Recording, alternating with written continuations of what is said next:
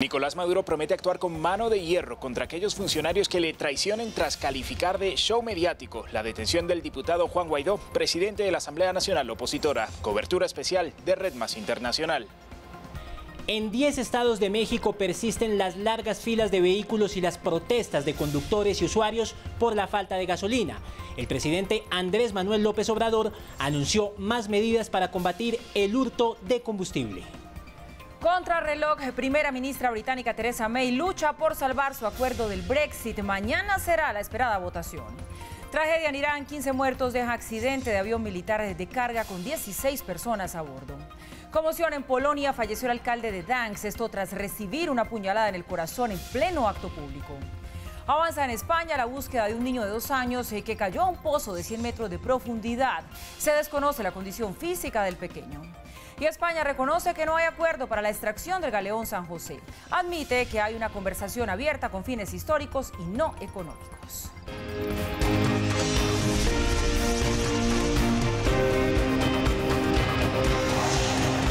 Red Más Internacional.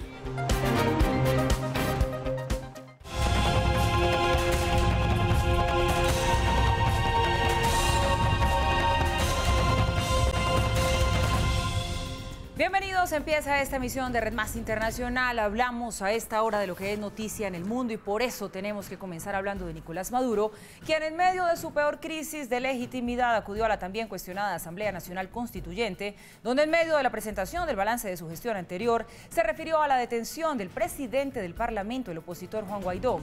Vamos a Caracas con nuestro corresponsal Jorge Luis Pérez Valeri. Muy buenas noches y ¿qué más nos puede contar? Sí, buenas noches, es un gusto saludarlos desde Caracas. Nicolás Maduro ha presentado esta rendición de cuentas ante la Asamblea Nacional Constituyente. Por ley debía hacerlo ante el Parlamento que controla la oposición, pero al desconocerlo ha acudido a este órgano nuevo que es controversial, que no reconoce parte de la comunidad internacional y que preside Diosdado Cabello. Ha hablado de economía, ha decretado un aumento de salario del 300%, pero lo más importante, acusó de traidores a los funcionarios implicados en el arresto del diputado Juan Guaidó, el presidente del Parlamento. Vamos a ver los detalles. En la presentación de su memoria y cuenta, Nicolás Maduro buscó entre su propio gobierno el reconocimiento de legitimidad que no ha podido obtener en la comunidad internacional. En referencia a la detención del nuevo presidente del Parlamento opositor Juan Guaidó, Maduro responsabilizó a supuestos funcionarios traidores de la inteligencia bolivariana. El líder y jefe de la oposición fue retenido en un hecho extraño por un grupo de funcionarios que de inmediato me enteré de lo que habían hecho, ordené que fueran sometidos al régimen disciplinario, que se entregaran a la Fiscalía General de la República y que fueran destituidos por prestarse a un show mediático en contra del interés nacional. Prometió responder con mano de hierro contra quien le traicione. Y así voy a actuar con cualquier funcionario que traicione el juramento público. Y cualquier funcionario que se preste, sea quien sea, se presente a donde se presente, mano de hierro a la traición. No dejó de referirse con ironía a la intención de sus opositores de activar los artículos de la Constitución que permitirían un gobierno de transición, presidido por Juan Guaidó. Y otra vez hoy pretende tomar el poder político por vía de la aventura, de la improvisación, del golpe, bañado con un barniz de Constitución, que activamos el 233, el 215, el 220, activa lo que quieres, compadre. Aquí va a seguir mandando el pueblo de Venezuela con Nicolás Maduro al frente de la presidencia de la República. Y la Unión Cívico-Militar, sigue tú con tu aventura, sigue tú con tus muchachos inmaduros, que aquí está el pueblo con Maduro. Sigan ustedes pues jugando a la política. Sigan jugando a la política. Sigan improvisando. En su rendición de cuentas, la economía fue el tema central. Reconoció que hay hiperinflación, pero la califica de inducida. También asumió la contracción de la economía y la caída de los ingresos petroleros, aunque parte de la culpa la atribuye a otros. De la corrupción, de las mafias que se enquistaron durante años, disfrazados de rojo rojito, estaban podridos por dentro. Y eso llevó que los ingresos petroleros de Venezuela se desplomaran un 944%. Pidió confianza a los empresarios en su nuevo mandato, al tiempo que decretó un aumento del salario mínimo de 300%. Estará en medio Petro 18.000 bolívares soberanos para la clase trabajadora de Venezuela. Es una remuneración que a la tasa oficial representa $20 estadounidenses mensuales y no más de $10 por mes si se calcula la tasa negra. No faltaron las acusaciones contra los gobiernos que responsabiliza por la crisis venezolana, entre ellos el que llama su mayor enemigo en el mundo. Yo no sé por qué cuando hablo de demonio me imagino la personificación del mal, Iván Duque. La personificación del mal, de la perversidad, del cálculo, de la suciedad, de la subordinación al imperio. El pueblo colombiano se encargará de Iván Duque. Muy movida la agenda política en Venezuela. Se espera que este martes haya una sesión ordinaria en el Parlamento opositor que preside Juan Guaidó, y allí se va a presentar una nueva ley de amnistía para militares y civiles que contribuyan con el restablecimiento del orden democrático en el país. Es la información desde Caracas. Volvemos con ustedes a Bogotá. Jorge Luis, muchas gracias. No cabe duda que siguen pasando muchas cosas allí en su país. Y el Vaticano, por ejemplo, explicó hoy la polémica presencia de un representante del Vaticano en esa segunda posesión de Nicolás Maduro. A través de su portavoz, la Santa Sede dijo que desea mantener relaciones con el Estado venezolano. La presencia del encargado de negocios de la Nunciatura Apostólica de Caracas, George Cowacot, en el Tribunal Supremo de Justicia el pasado 10 de enero para la segunda juramentación de Nicolás Maduro como presidente de Venezuela generó críticas de un sector de la comunidad del país suramericano contra la Santa Sede, ya que fue interpretado como una postura blanda del Papa Francisco contra la dictadura venezolana. Ante esto, el portavoz del Vaticano, Alessandro Gisotti, ofreció la siguiente explicación por medio de una nota de prensa. La Santa Sede mantiene relaciones diplomáticas con el Estado venezolano. Su actividad diplomática tiene como finalidad promover el bien común, tutelar la paz y garantizar el respeto de la dignidad humana. Por esto, la Santa Sede ha decidido estar representada en la ceremonia de inauguración de la presidencia por el encargado de negocios ad interim de la Nunciatura Apostólica de Caracas. Gisotti también dijo que el Vaticano quiere seguir trabajando junto a los obispos para ayudar al pueblo venezolano, que sufre las implicaciones humanitarias y sociales de la grave situación en la que se encuentra la nación. Red Más Internacional intentó contactar a representantes de la Conferencia Episcopal de Venezuela en Caracas. No se refirieron a este tema, pero sí reiteraron que desconocen la legitimidad del gobierno de Maduro y reconocen a la Asamblea Nacional como órgano legítimo y democrático. Brasil reconoció a Juan Guaidó como presidente interino de Venezuela, mientras que otras naciones como Argentina y Chile catalogan a la Asamblea Nacional como el único poder legítimo del país, en donde Nicolás Maduro se aferra al poder pese a ese rechazo internacional. Desde que pidió el respaldo de los militares y los ciudadanos para ejercer la presidencia de Venezuela de forma interina y así lograr una transición democrática en un cabildo abierto hecho el 11 de enero de este año, Juan Guaidó, actual jefe de la Asamblea Nacional, ha recibido el espaldarazo de varios países de América Latina. Brasil, en cabeza del gobierno de Jair Bolsonaro, expresó lo siguiente mediante un comunicado de su Cancillería. El gobierno brasileño saluda lo manifestado por el presidente de la Asamblea Nacional de Venezuela, Juan Guaidó, de estar dispuesto a asumir constitucionalmente la presidencia de Venezuela durante la ilegitimidad de la posesión de Nicolás Maduro el día 10 de enero. Sin mencionar propiamente a Juan Guaidó como mandatario interino, los gobiernos de Chile y Perú, a través de comunicados de sus cancillerías, reconocieron a la Asamblea Nacional como el único poder legítimo de Venezuela. Argentina, a través de su canciller Jorge Faurí, también expresó que la Asamblea Nacional es el único poder legítimo de Venezuela que reconoce al gobierno de Mauricio Macri y los países del Grupo de Lima, con excepción de México, ya que fue electo de manera constitucional. Guaidó expresó el pasado 11 de enero que estaba dispuesto a ejercer las funciones de una presidencia de la República apegándose a los artículos 333, 350 y 233 de la Constitución. Un acto que recibió el aval del secretario general de la Organización de Estados Americanos, OEA, Luis Almagro, quien lo reconoció como presidente interino de Venezuela. La página web de la enciclopedia Wikipedia fue sacada del aire en Venezuela. Miles de venezolanos reportaron desde el pasado 11 de enero problemas para ingresar a esta página. Esto se debió a que los perfiles de Juan Guaidó fueron editados hasta 37 veces para que apareciera como presidente de la República, mientras que el de Nicolás Maduro también fue modificado en más de 30 ocasiones para señalar la ilegitimidad de su segundo mandato. Ante esta situación, el gobierno decidió bloquear el acceso a ese portal de Internet. Y por supuesto, con todo lo que ha venido pasando en el vecino país, tenemos que seguir hablando de Venezuela, analizando la situación y buscando entenderla cada vez más. Saludamos para eso a nuestro invitado Néstor Rosanía, director del Centro de Estudios en Seguridad y Paz y quien se dedica a estudiar mucho en campo, en terreno, lo que pasa en Venezuela. Bienvenido, feliz año porque no nos habíamos visto hace rato. Feliz año para ti y para todos los televidentes. Bienvenido a la realidad, señor, después de unas merecidas vacaciones que estaba usted tomándose. Y creo que hay tantas cosas de qué hablar que vamos a ir por partes. La primera de ellas, Néstor, su lectura de lo que pasó este fin de semana con ese secuestro express de Juan Guaidó, el presidente de la Asamblea Nacional.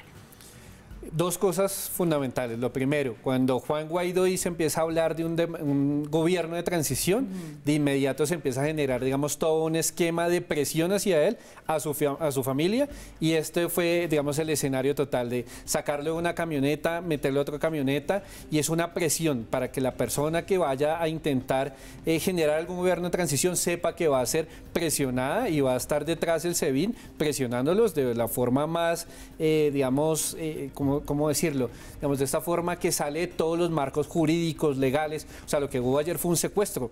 Y un secuestro de una persona que, independiente que quiera manejar el tema de un gobierno de transición, en este momento es el presidente de la Asamblea Legislativa del Estado venezolano. O sea, esto es de los temas más delicados que se ha visto en este régimen de Maduro. Pero el gobierno lo niega, dice que este secuestro no tiene nada que ver con las altas esferas del madurismo, que es de lo que ya podríamos empezar a hablar más que del chavismo, y la oposición dice que esto lo que habla es de que no hay una cadena de mando. ¿Usted cree que esto refleja que hay una división en el gobierno y que hay algunos militares disidentes que están actuando por su cuenta? No, yo creo que esto está enmarcado en una lógica que es la siguiente. Para tumbar a una dictadura hay tres formas: por la vía diplomática, por las sanciones económicas o por la vía militar. Entonces, la vía militar está en este momento cerrada a partir del respaldo de Rusia y China, que lo hablamos acá, con todo el poder armamentista, y que veíamos que eso se podía volver una nueva Siria. Por la vía diplomática, lo que se está llevando el Grupo de Lima y todos los países que estamos alrededor, intentando desconocer la dictadura de Maduro. Y, digamos, por las sanciones económicas, Estados Unidos ha ido avanzando. Como en las tres dinámicas cada vez es más difícil, el régimen de transición se tiene que dar de manera interna. Cuando identifican que a través de la Constitución se puede hacer este traslado de poder, lo que estamos viendo es que el chavismo va a empezar a presionar a cualquier persona que intente hacer esta transición. Pero ese gobierno de transición del que se ha hablado mucho, yo creo que a todos nos gustaría entender un poco más cómo funcionaría en la práctica. ¿Se puede dar de una manera pacífica? No, las salidas, y mientras el gobierno de Maduro tenga un elemento fundamental que son las milicias bolivarianas. Las milicias bolivarianas, ellos mismos se autodenominan como los guardianes de la revolución. Son gente del común armada, ¿verdad? Armados, y están fundamentalmente en el barrio 23 de enero en Caracas. Ahí está Alexis Vive y La Piedrita, que son las dos grandes milicias. ¿Y quiénes son estos? Son civiles armados, entrenados por las fuerzas militares venezolanas, y tienen la siguiente lógica: en caso de que los militares intenten dar un golpe de Estado o no haya una subordinación al régimen de Maduro, este es el ejército particular, privado, como digamos un ejército paramilitar que tienen ahí en las comunas de Caracas, que iría a responder, y eso terminaría en un baño de sangre. Entonces, cuando uno empieza a hacer los análisis, si por la vía militar internacional, lo que se hablaba de una intervención de Estados Unidos, o por la vía diplomática, ¿cuáles de las vías? El régimen de Maduro también ha ido blindando todas las opciones. Pero entonces, en ese escenario que usted nos describe, que es bastante desalentador y peligroso, ¿qué puede pasar para esa marcha que están convocando el 23 de enero? Porque por un lado vemos a un pueblo venezolano ya cansado, casi que rendido, porque cuando ha salido a las calles, pues nada ha terminado pasando. Pero por otro lado vemos esa posibilidad muy cercana de que se recrudezca todo lo que tiene que ver con la represión. La represión más dura cuando hemos visto las protestas en la calle ha sido por parte de estos colectivos que estamos hablando, porque la policía ha tenido, digamos, una posición de llegar hasta algún punto a reprimirlos, pero la represión dura de gente muerta es por estos colectivos chavistas. Entonces, lo que vamos a ver es eso: nuevas marchas en la calle, intentando la gente a ver cómo puede de alguna forma tener una salida a esta dictadura, pero mientras están las milicias empoderadas, va a ser muy difícil. Ahora, ¿cómo sacar a Maduro de ahí? Casi todas las tendencias, digamos, cuando estuvo la apartheid, que fue un modelo muy diferente, pero finalmente era algo en contra de la misma población, el sistema internacional lo que hizo fue a través de las sanciones económicas. Bloquearlos económicamente es la única salida real para que un régimen de estos pueda salir. Entonces vamos a ver si la presión internacional de Estados Unidos, que realmente tiene que ser más fuerte, puede derrumbar el gobierno de Maduro. Ahora, aquí hay una contradicción. mientras Estados Unidos hace algún tipo de represión, sigue comprando petróleo por el otro lado. Entonces, el petróleo es lo que finalmente le da el oxígeno al gobierno de Maduro. Entonces, mientras el tema del petróleo y Estados Unidos siga comprando los barriles, todos los días salen buquetanques hacia Estados Unidos, pues Maduro va a tener un oxígeno para seguir en el poder. La doble moral que llamamos típica también de los Estados Unidos, hay que decirlo. Usted nos habla del poder de las sanciones económicas para acercar ese régimen de Maduro, pero por otro lado, ¿qué alcance tiene realmente que la OEA reconozca a Juan Guaidó como presidente interino? Lo hizo también Estados Unidos, el Parlamento Europeo, lo hizo también Brasil. ¿Esto sirve de algo? Sí, presión diplomática, empezarle a quitar todos los espacios y el oxígeno político internacional. Es importante, pero no es el golpe final, no es el golpe de gracia. El golpe va a ser las sanciones económicas. Por lo que veíamos, la opción militar antes era una posibilidad, pero con los respaldos internacionales que hoy tiene Maduro, pues ya está cerrada. Si no, esto se nos volvería un nuevo Siria en la región. Ahora, esto también tiene una tendencia. Cuando uno empieza a hacer análisis, se encuentra que Venezuela pareciera ser la nueva Cuba, en el sentido que Maduro no se puede desmontar del poder, porque donde llegue a bajar del poder y se empieza a saber todas las cadenas de corrupción que él manejó, esto lo llevaría necesariamente a la cárcel y a un pedido de extradición seguro de Estados Unidos. Le pasaría algo muy similar a lo que le pasó al presidente Noriega de Panamá. Entonces Maduro sabe que se va a inmolar antes de dejarse sacar del poder. Óigame, qué complicado. Cada vez que tenemos estas charlas tratamos de analizar cuáles pueden ser las salidas, pues el panorama no se ve cercano. De todas maneras, ahí seguimos pensando con el deseo en que ese régimen se va a acabar más pronto que tarde, y esperemos que así sea. Néstor Rosanía, director del Centro de Estudios en Seguridad y Paz, nos ha acompañado esta noche hablando una vez más de la situación de Venezuela. Muy buenas noches para usted y como siempre, gracias. Gracias a ti y a todos los televidentes. Bien, y seguimos hablando de situaciones complicadas porque continúa el caos y también el desespero en México por la falta de gasolina. En 10 estados del país persisten los problemas en el suministro de combustible, lo que ha generado protestas de los ciudadanos. El gobierno anunció que va a mantener la lucha contra el robo del producto, pero también criticó a la empresa privada por generar la crisis en el sector. Chalecos amarillos en México. Decenas de habitantes de Ciudad de León, en el centro del país, tomaron el símbolo del movimiento francés para protestar contra la escasez de gasolina. Necesitamos tener una solución que nos den y que realmente lo hagan, ¿sí? Una cosa es de los guachicoleros, pero otra cosa también es el pueblo, la ciudad. Lo que necesitamos es gasolina para poder seguir moviendo. En varias ciudades de 10 estados del país se siguen viendo largas hileras de vehículos en las estaciones de gasolina. Los conductores y la ciudadanía en general sufren con la falta de líquido debido a la estrategia del nuevo gobierno de Andrés Manuel López Obrador contra el millonario robo de combustibles conocido como huachicoleo. La nueva administración ordenó el cierre de los ductos que distribuyen gasolina y comenzó a repartir el combustible en camiones cisterna. La medida ha generado desde el pasado fin de semana compras desmedidas por parte de los automovilistas descontentos, principalmente en el centro del país. El presidente había prometido que poco a poco iba a normalizar el abastecimiento y llamó a no caer en pánico. Sin embargo, este lunes aseguró que las empresas privadas con licencias de importación de gasolina no las están usando y eso contribuye a la escasez. Se está importando el 5% del combustible que se consume en el país. El mandatario anunció que revisará las licencias de importación vigentes y que mantendrá su estrategia contra el robo de gasolina en el país. Hacemos una pausa y al volver continuamos con nuestro recorrido por las noticias del mundo. Sigan con nosotros. Ya estamos de regreso, gracias por continuar con nosotros hablando acerca de lo que es noticia en el mundo. Una huelga indefinida iniciaron los profesores de Los Ángeles, en California. Se trata de la primera gran huelga en 30 años. Desde este lunes, 32,000 docentes iniciaron la manifestación en el segundo distrito más importante del país.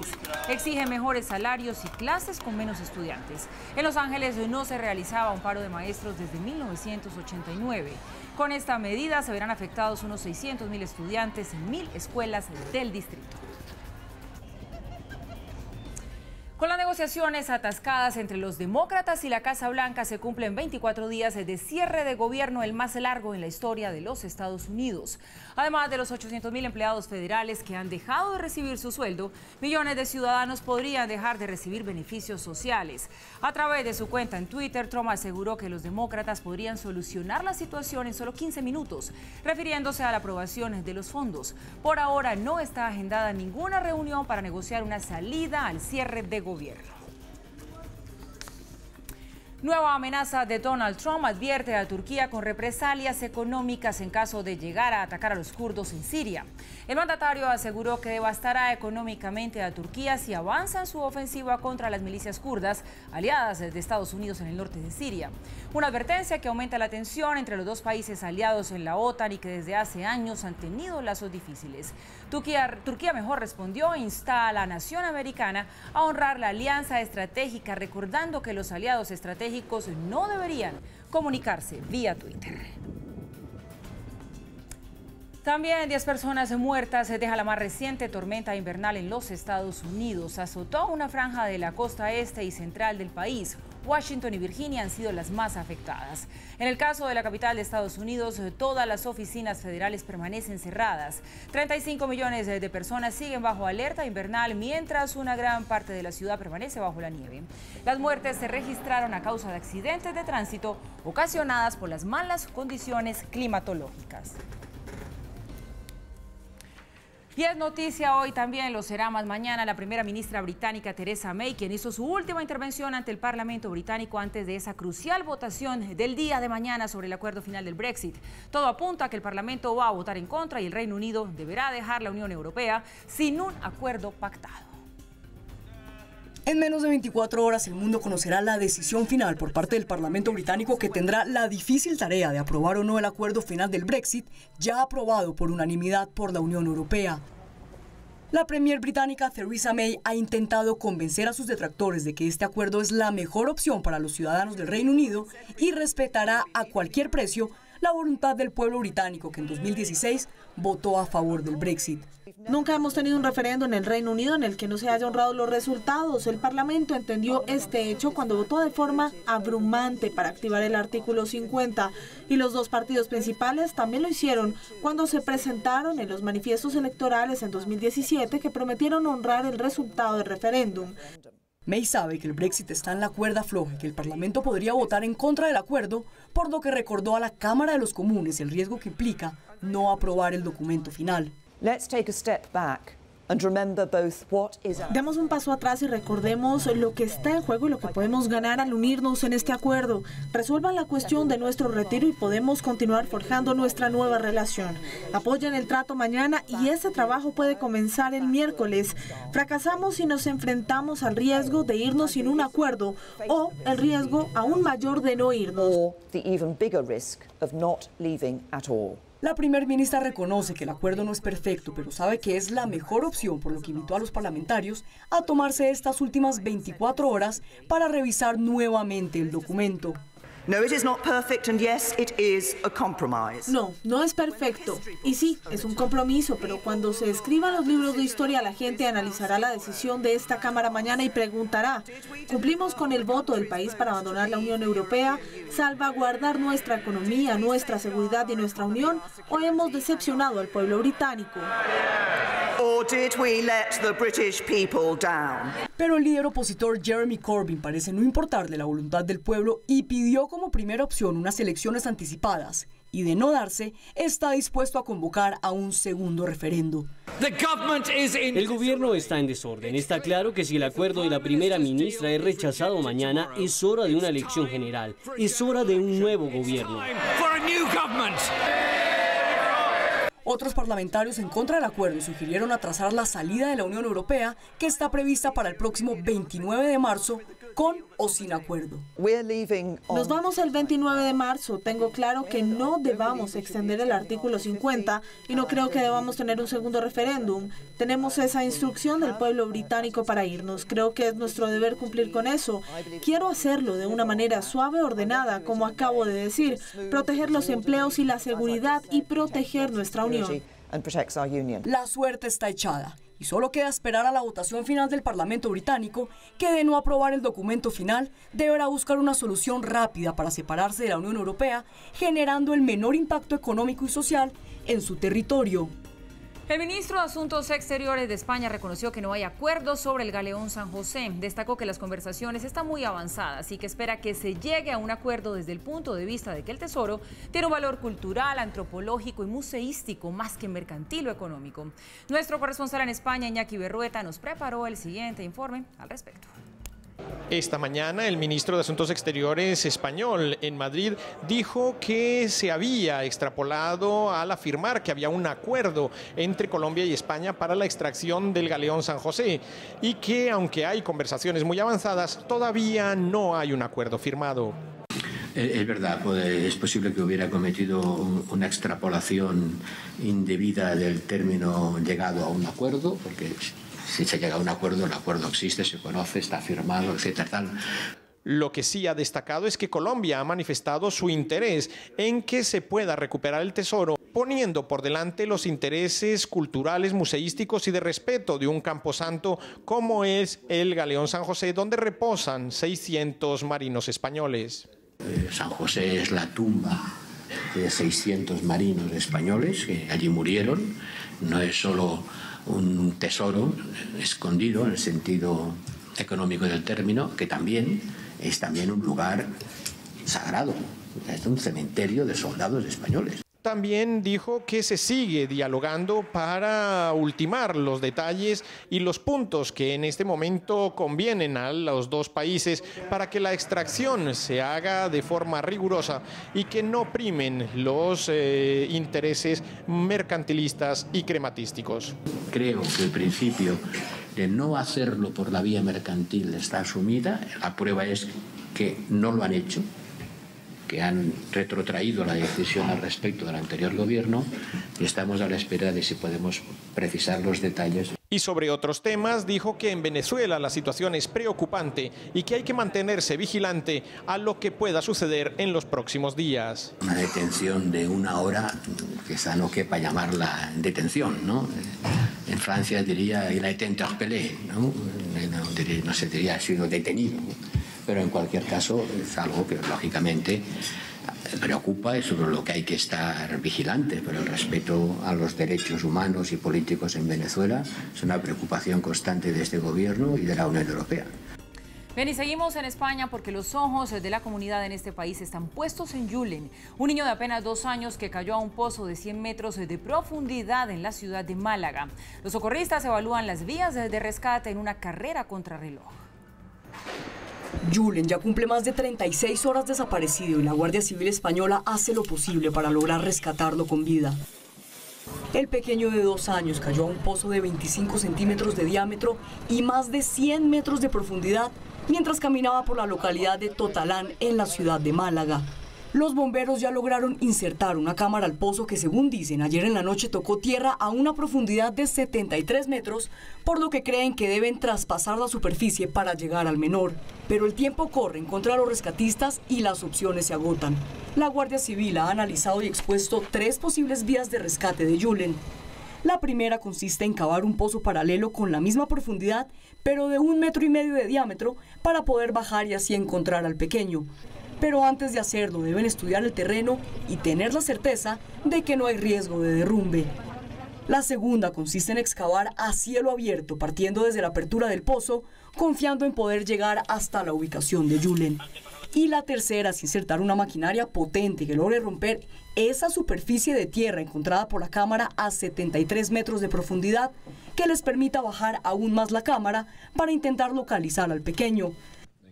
La Guardia Civil también informó que las 3 opciones empezarán a realizarse de forma paralela y de manera inmediata una vez las herramientas necesarias lleguen al lugar de los hechos. Una historia que sin duda tiene a toda España en vilo, rezando y con la esperanza de que el pequeño Julen sea rescatado con vida lo antes posible. Y hay luto en el mundo. El alcalde de una ciudad portuaria de Polonia fue apuñalado durante un evento de caridad que se celebra año tras año. La policía local capturó al atacante, un joven de 27 años que al parecer sufre de trastornos psiquiátricos. La Gran Orquesta Navidad de Polonia celebra año tras año el evento de caridad más grande del país. Los alcaldes se reúnen con sus ciudadanos para recaudar fondos que son destinados al bienestar y cuidado pediátrico y geriátrico de los hospitales públicos. Paweł Adamowicz, alcalde de Gdańsk, al norte de Polonia, celebraba con sus ciudadanos este importante evento de caridad cuando fue apuñalado al frente de todos los espectadores.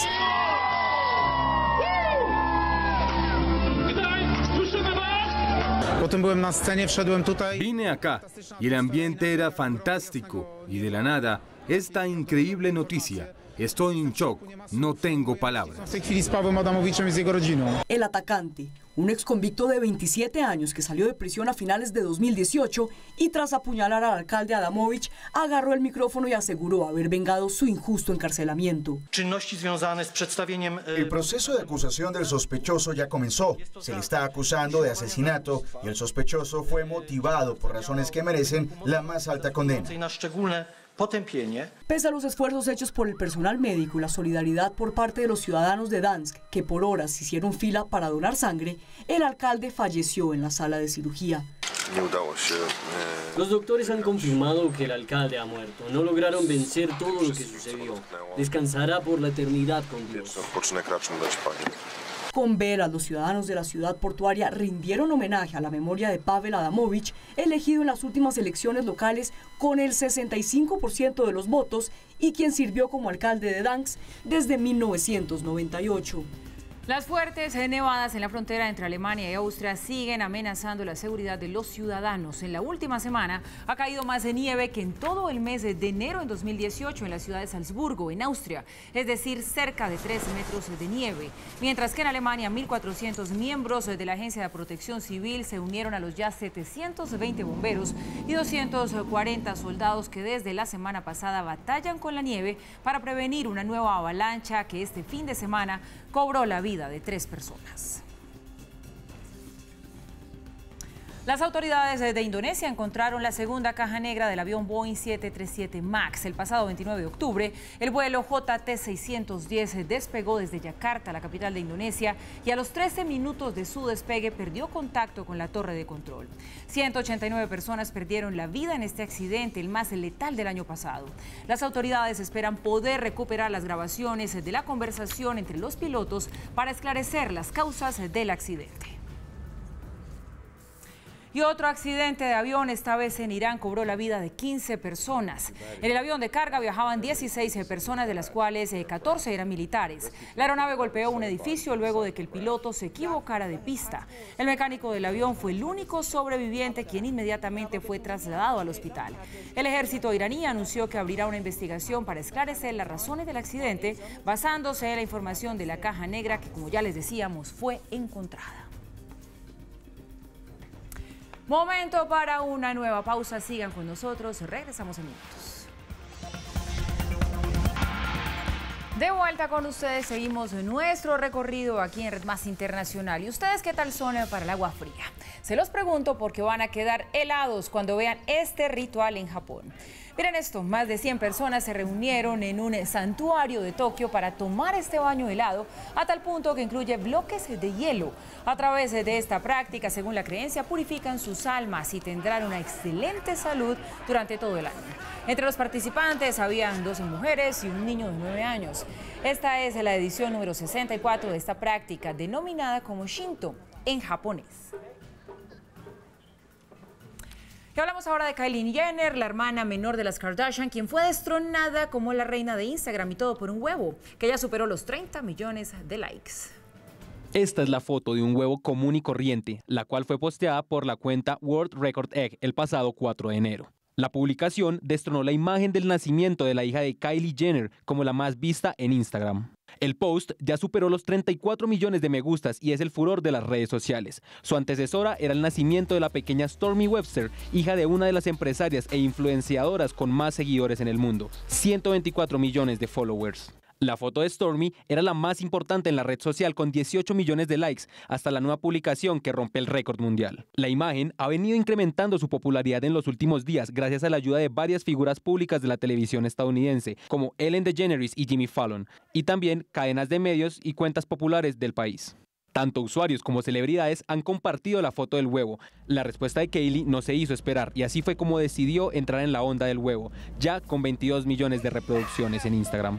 Ahora el protagonista es un huevo. ¿Qué tal este mundo de las redes? Llegamos así al final de esta emisión de Red Más Internacional. Ustedes, como siempre, gracias por su compañía y por informarse con nosotros. Sigan en nuestra programación, que ya viene el punto programa de nuestro director Juan Lozano. Buenas noches.